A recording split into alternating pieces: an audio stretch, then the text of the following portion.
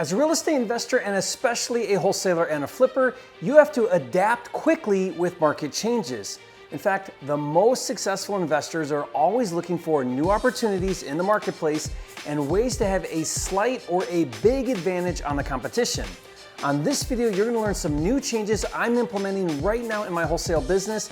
In fact, I'm going to share with you a recorded meeting with my team where I break down my new wholesaling strategy for the rest of 2020 and 2021 coming up.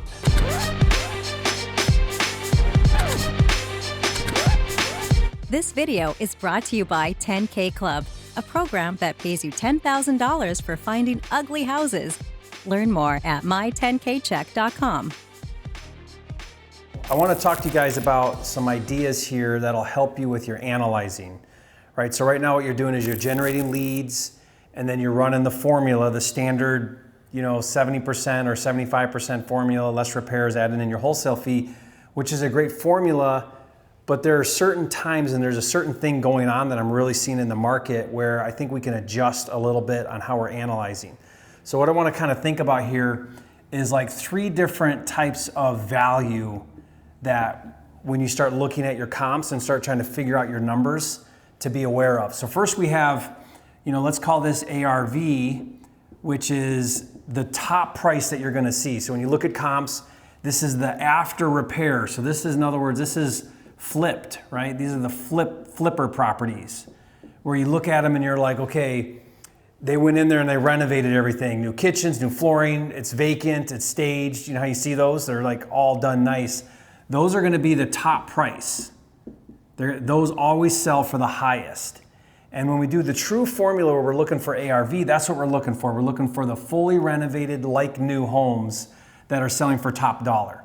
So let's just hypothetically say that number's 125, right? Or let's keep it simple and call it 100. So you're like, man, the nice fixed up homes are selling for 100. And then let's look at a second type of number that's not ARV, but it's still retail. Retail means homeowner. So they're retail, but they're not renovated, they're livable. So what do those look like? Dated. Dated's another word to put down, dated. Turnkey is another way that they say it. Whenever you see the word turnkey, I see that a lot too. What it really means is you can move in.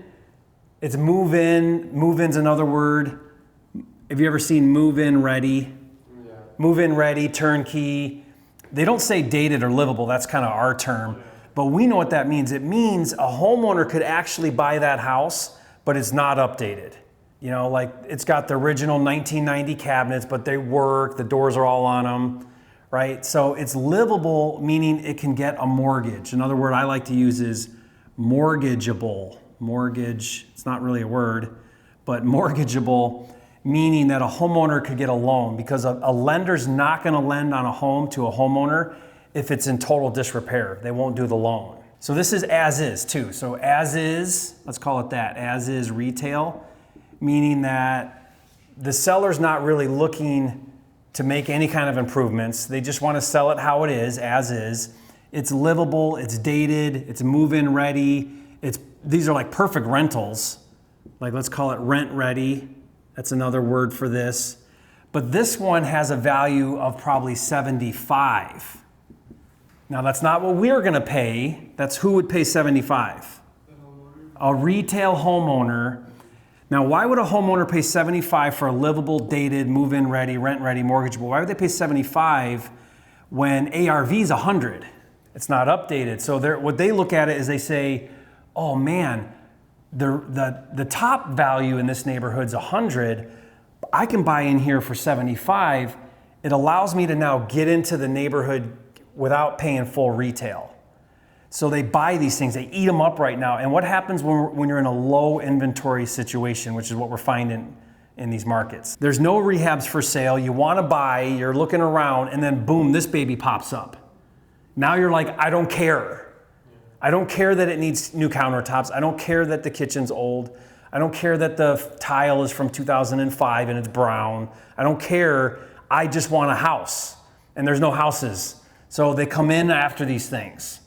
Now we can buy these too if we buy them right and we can rehab them and try to sell them, but we can't really compete very well with the homeowners at 75. So I'm going to come back to this in a minute because there's a strategy that we need to go after with these ones. And then the third type though is the cash only, let's call it. Cash only or bad condition, not livable. So it's got an old roof. So if a property has an old roof, a retail buyer can't really buy it. I mean, they could try, but if it's got too many problems, a homeowner's gonna go, you know what, it's just too much. I can't really live in it, or I gotta deal with these issues. Or let's say like a furnace is missing, or the plumbing doesn't work. There, you know, things like that. Or the kitchen's not functional, like it's missing cabinet doors. Or there's holes in the wall, leaking roof. See, those kinds of issues, those are gonna only go to who? Investors only, bad condition, not livable. These are investor only deals. Now we like these because we eliminate who? All of that competition now goes away. So now who are we only competing with? Other investors, which that's a smaller pool. Now we're in a smaller pond to swim in. It's still competitive. They're still there watching just like us for deals, but it's a whole lot less competition if it's a cash only type of property. And let's say that these are selling for, you know, I'm just making these numbers up, but just for illustration purposes, let's say these are selling for 50. Okay, so we got this type of property, that's a bad condition, not livable, investor only. And you guys seen these, you look at the pictures, you're like, man, that thing is hammered, right? You got these ones where you're like, I don't know what to do. It looks clean, it's livable, but it's really dated. We could rehab it. There's that one, and then there's the fix and flipper. So these ones we're not going after, those are full retail. But we have an opportunity to make money right here with these two, don't we? Couldn't we do something with these two? So here's the strategy that I want to kind of look at with you guys and think about. The play with this, what is the play with these ones? How can we win here? Well, here's how we can win here. You guys have ran into this a couple times. Let's say it's a brand new listing, and let's say that it comes out for 65. And we take a look at it and we're like, man, the as-is value of that thing is 75. They just priced it really good. Has that happened? It's the one we just barely missed. It's like, or 70 maybe it comes out for 70. 70. Maybe it comes out for 75. Like it comes out, brand new listing, brand new property. And we're like, man, I could sell that thing right now for 75 to a homeowner. If I had the property and I put it up for sale for 75, I'm gonna get 10 showings and get a full price offer. Like that mindset, right? Well, for us to make money, we can't pay 75. That's what we're gonna sell it for. What do we need to buy it for? Yeah, now we can't do a normal like 10K fee on this one, and here's why. If this is gonna work and we're gonna do what's called a wholesale, what's wholesale mean? Yeah, so the play, here's how I'm gonna put the play or the strategy is what we call wholesale. It's wholesaling, but we're not wholesaling to a cash buyer. Who are we wholesaling to? A retail buyer. So that's why we combine the two and we call wholesale. We're not rehabbing it, we're just buying right and we're gonna resell it to a homeowner. Why? It's livable, it's dated, it's move-in ready, it's mortgageable. They can finance it and we can sell it to them. But to wholesale, we would have to buy it, fund it and close on it. Now we own it, turn around and relist it. With those kind of houses, are there people, like investors, also looking to buy those houses to try and... Not really. No. Not really, because why? Wholesalers never like to buy and own. They don't want to put money in, they don't want to front the money, they don't want to own it. They want to do assignments or back-to-back kind of double closings. That's not this one. It would take this type of deal is going to take, it's a 60 to 90 day play, because let's think about it. We get a contract, now that's total end to end. We get a contract, close in let's say 30 days. Now we could close sooner, but let's say close in 30 days. Now we own it, put it back up for sale with better pictures, clean it out maybe, but we make it presentable. Some of these things have no pictures and they got the homeowner's crap in there. They show terrible. If we were to come in there, vacate the place, spend $300 on a cleaning service, took really good pictures, put it back on market, boom, it pops. Like we get that retail livable number. So, but that means we put it back up for sale. Maybe it takes a couple weeks to get a buyer. It's gonna take them 30 days to close. Now that's 45 days.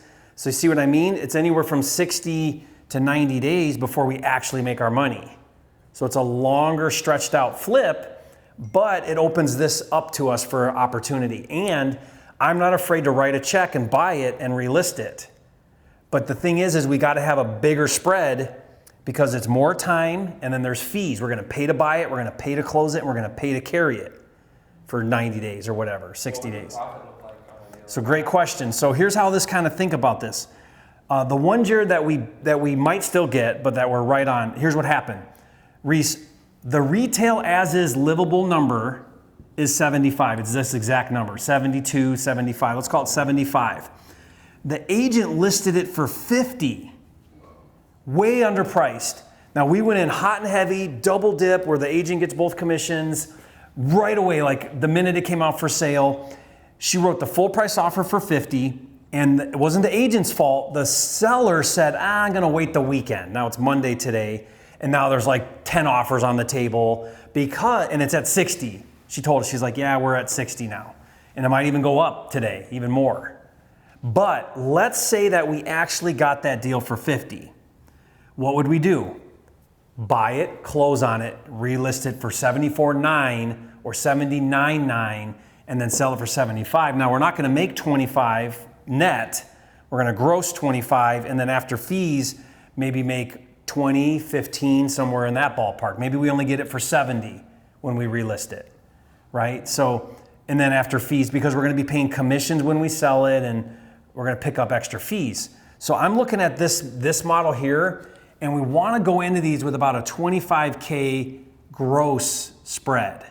And then we can do these, okay? 25 gross, meaning it needs to be kind of these numbers. Let's say that this thing came out for 75 and we wanna make our offer. We always make offers, right?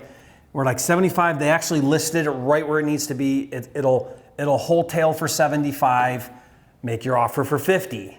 Forget the formula. Forget the ARV, less repairs and all that crap. Just throw that out the window and say, I need this for 50. Go in, hot and heavy with cash. Cash offer, 50,000, we can close quickly. I'll close on these in 2 weeks if we need to. If we get this for 50, we'll wholesale it for 75. Maybe we'll net some, and you should net more, right? If it's not a true assignment, I'm okay to do 10K on this one. We'll talk about this in a minute. I'm okay to do an assignment and make 10K because we're never owning it. It's quick, right? We're flipping our contract. But if we actually have to buy it and own on it and turn utilities on and do some things, clean it, we need a bigger spread, right? Because we're doing more work. Let's make it a 25K spread. So then when you're comping it, you're comping it against other livables. Not this one, because we're not doing that one, we're doing this one. So look for other comps. You want to find 4 to 5, 6 or 7, whatever, that kind of, look for the trend where you're like, man, there's all these other houses in the neighborhood that are also dated. What's that number? There's 3 numbers you can look at. There's the top, the middle, and the bottom on every market. It's always those 3, top, middle, bottom. Rehabbed, livable, cash only. So I'm always thinking about what's our property. Now let's say we look at it and we're like, we're not this one, we're this one. Okay, find the bottom now. What are the comps at the bottom? Let's say that we find one and you're like, man, this thing's hammered. It's not livable. It's not gonna sell to a retail buyer. This is a cash only investor. Throw the formula out the window and now look for what? What are the bottom comps? And then we need to be 10K under that or 15K under that. So let's say on this one here, let's say you guys find one. We're gonna do this here in a minute. Let's say you find one, you're like, man, this is a good one. It needs a ton of work. And then you do your comps, right? We go on, we comp it, and we're like, oh, there's one for 60, 61, 63, 59, 62, right? These are your comps not for this, but for this. These might be in the 80s, and then the top ones might be in the hundreds or whatever. And so now you're like, okay, it feels like a cash buyer will pay 60. What's my offer? 45. Go 15 so we have a little room to counter. That's being sold to an investor, like a flipper? Yep, or a landlord. Look at it this way and say, you look at the deal, you're like, that's a livable. Comp it against other livable, go 25 under what that ARV, or not ARV, but that comp number is, that wholesale, let's call it wholesale. So when I say to you guys, is that property wholesale or is it cash only, or investor? Let's have a code, right? So if we're talking about them, we're gonna call these Wholesale deals, meaning we're gonna buy it, relist it, sell it to a retail buyer, or we can actually call these wholesale. Is it a real wholesale? Real wholesale means we're gonna assign it to a cash buyer, that's the bottom. Or maybe we call investor, investor wholesale. And this is like retail wholesale or wholesale. And then this would be just if we're gonna actually do the real formula. I mean, follow this if we're up there in the high price points. Like you guys go into those areas where you're like, yeah, ARV is 250. Okay, fine, now let's do the regular formula.